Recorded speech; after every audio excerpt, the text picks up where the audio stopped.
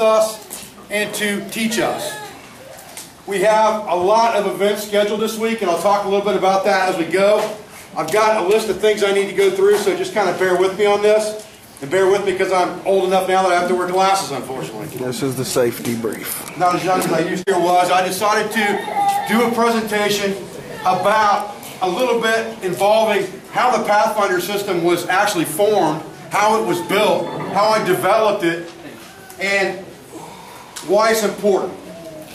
The way we're going to do that is we're going to talk about using experimental archaeology and research to gain sustainability. What I mean by that is a lot of us here understand creating a microclimate temporarily, understand how to start a fire if we have to in an emergency, understand the 3-day scenario for search and rescue, things of that nature.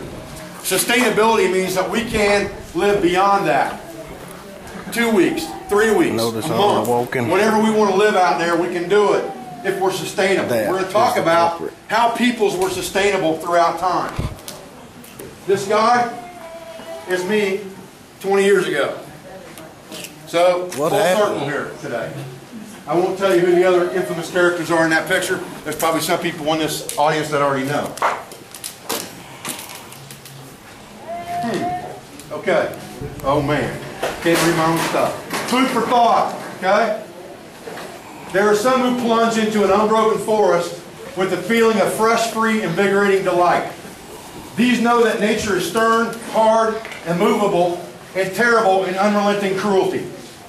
When wintry winds are out and the mercury far below zero, she will allow her most adherent lover to freeze on her snowy breath, without waving a leaf in pity or offering him a match. And scores of her devotees may starve to death in as many different languages before she will offer a loaf of bread. She does not deal in matches or loaves, rather in thunderbolts and granite mountains. And the ashes of her campfire bury proud cities. But like any tyrant, she will yield to force, and gives the more she is beaten.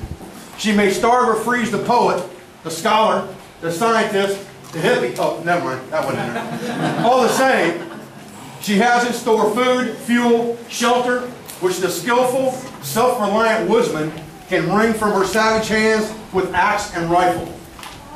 Anybody know who wrote that?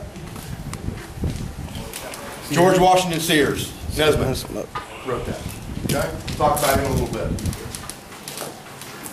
By studying the past, we can gain a better understanding of skills and equipment needed to become sustainable over time.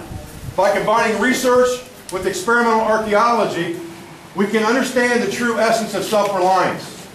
So let's talk about, for a minute real quick, about experimental archaeology and what that means to me, and to Steve Davis, and to Alec Foreman, and to Mike from Maine Primitive Skill School, to Jamie Burley. What we're talking about is we're talking about using and living exactly like a certain period of time or peoples did to better understand what it takes to live in that culture. What did it take for Neolithic people to live and survive? What did it take for the American frontiersman to live and survive with what he had? What did it take for a Civil War soldier to go through the snow in nothing but a set of brogans that were made out of thin leather and maybe some wool socks when he was at war during a whole winter and starving because he didn't have any food? That's experimental archaeology. You have to live it, eat it, breathe it to actually understand it. So first we're going to talk about this guy, O.C. the Iceman. How many people in this room have heard of O.C. the Iceman? Quite a few, right? Okay. O.C. the Iceman was a 5,000-year-old man who lived in the Swiss Alps. He was a hunter-gatherer. He was found frozen and mummified in ice. And from him we have gleaned many things about the Neolithic period of man that was not known before he was found. Because he had a lot of things on his person, particularly a copper axe that nobody even knew existed in that period of time. The Iceman find provides us with an unprecedented insight into daily life, appearance of the copper axe, or copper age inhabitant of the Alps of over 5,000 years. Under normal conservation conditions, the items of clothing and equipment would have rotted away because they were made of organic material. We'll talk about that a little bit more. But because he was mummified in this ice, Everything was preserved very well. O.C. carried an extensive and efficient kit which allowed him to remain away from home for long periods and to be self-reliant. With his tools, he was able to repair damaged items and fashion new ones. That is self-reliance. If you can repair your equipment, fashion new equipment with natural material or the things that you're carrying in your kit, that is one step toward better self-reliance. So we need to understand that. Now let's look at, and this is going to help you to understand more about the things we talked about in the Pathfinder system, the 5 C's. How many people in here have heard of the 5 C's? Okay. Here's what the Iceman had. He had an axe that was made of copper. He had a dagger that was made of stone. He had a retoucheur, which was basically a piece of antler that was buried in hardwood for re-knapping his flint. He had a bow that was made of yew. He had a quiver with several finished arrows and some unfinished arrows in the quiver.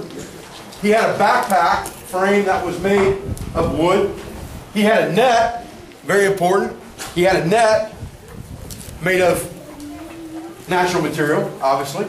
He had birch bark containers, minerals and tools, a stone disc, and he had medicine, question mark, and we'll get to that in a minute. They figure that chaga and charcoal are medicine, which they are, some of us know, but we won't get too deep into that tonight.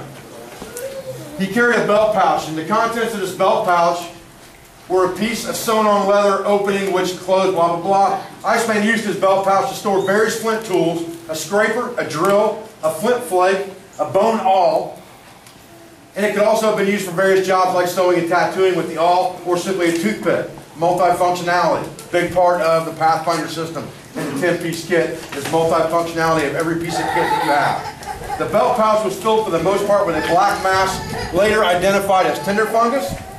Part of a prehistoric fire lighting kit contained traces of iron pyrite which when struck against flint would produce sparks to catch the tinder fungus into an ember which he could start a fire with. So in his belt kit, he had many items that would help him survive. He could retouch his flint tools. He had medicine. He had ways to start fire. He had ways to process new items if he needed them or repair the old ones. The roughly meshed net made of tree bass string, some type of plant or tree fiber, was probably used for catching rabbits or birds. The use of these nets in prehistoric times is recorded on bronze receptacles from the late Iron Age. Rabbits would be driven into these nets before being clubbed to death. We're talking about people who lived not on coastal areas, but inland. Okay? Nets are very important to survivability. We'll see that in just a moment. Okay. This is a picture from the 1490s, if I remember correctly.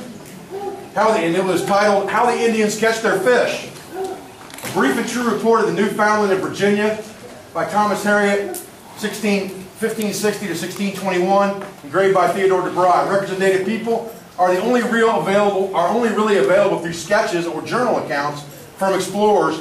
Archaeological evidence is scarce, other than stone, bone, and pottery, due to their deterioration over time. There is a gentleman here who has some very nice information on an archaeological find of grass-woven shoes that are supposed to be 8,000 years old, right here in the United States. Where you at? Raise your hand, brother. You guys are interested, you can talk to him.